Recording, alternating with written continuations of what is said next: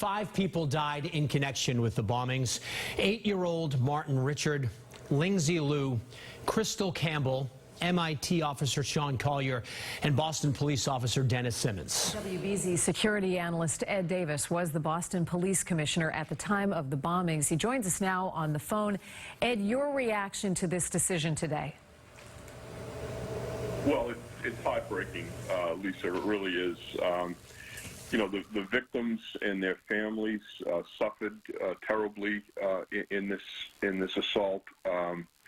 They lived through a trial, and now they have to live through the event all over again because of the questions that are being raised here. And after the court has so dramatically listed exactly what happened and the injuries to the victims in the first couple of pages of this decision, I cannot understand how they came to this conclusion.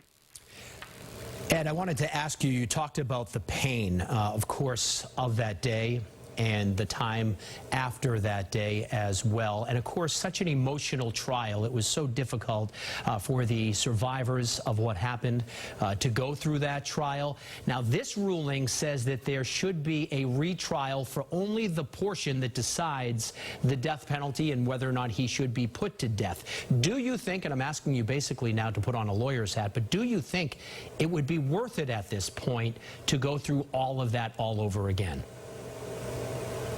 In a word, yes. I believe that this is a just penalty. This man viciously tore people apart on the streets of Boston.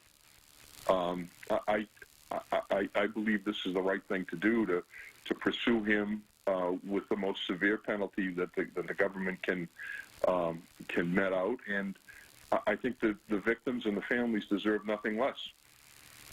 Ed, I know we talked about this earlier, but in this decision, the judges make it clear that Dzhokhar Tsarnaev will spend the rest of his life behind bars.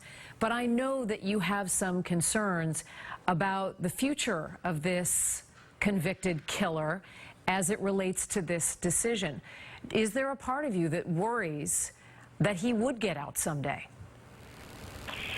Lisa, after 32 years of being in the system and dealing with victims who ultimately had to come back in to testify at parole hearings, the law changes.